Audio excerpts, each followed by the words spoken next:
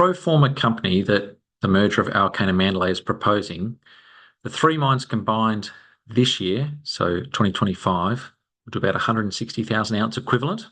We say equivalent because Costerfield, one of Mandalay's mines, has a small amount of antimony that is produced. And growing in 2026 around 180,000 ounces equivalent. So quite substantial production from three well-established mines. As of March 31, the pro forma cash is circa $190 million Australian. So we could expect that after netting out the debt that Alkane carries and the very small amount of debt that Mandalay has, after transaction costs, by the middle of the year or at the time the transaction completes, would expect to be well north of $100 million Australian net of debt. So a very, very strong balance sheet for the growth ambitions we have going forward and very high cash flows in the coming years.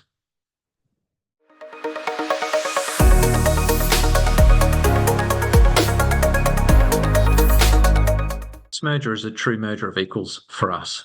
So I'll deal with both the board and the management. On the board, we have three nominated Mandalay directors, two nominated Alkane directors, and an independent chair.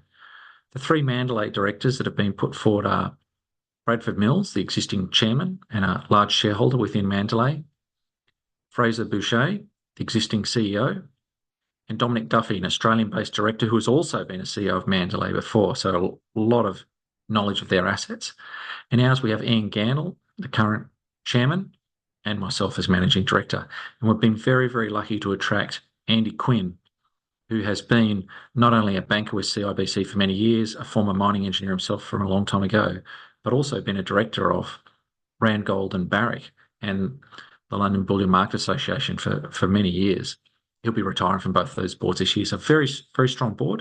And on the operating front, as well as my existing operations team and Jim Carter as CFO, will be complemented by Ryan Osterberry, COO of Mandalay, and Chris Davis, their head of exploration as well.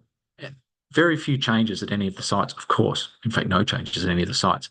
It's a corporate reconciliation, which will be strong both on operating and a board front.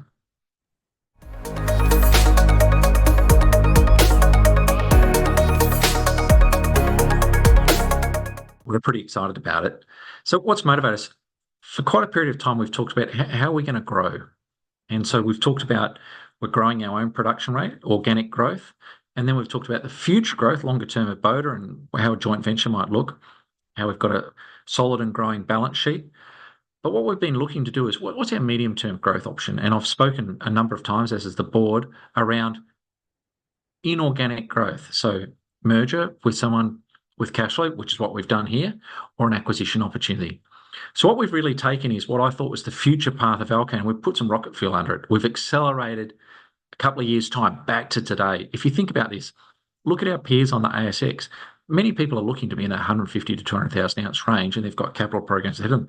We're going to be there already as a combined group. We're going to have three operating assets. We're going to have positive cash flow. This is really, really good stuff. People that have worried about our balance sheet or hedging, well, they can't anymore. This is incredibly strong. People that have commented on our hedging, well, I mean, yes, it was taken out in 2023, but that's going to be between 15 and 20% of the combined entity. This puts Alkane and Mandalay in a very, very strong position. I've particularly addressed the things that are suitable for Alkane shareholders. Mandalay have a similar but different set of criteria as to why they want to come together with Alkane. But combined, it's going to be a bloody strong company.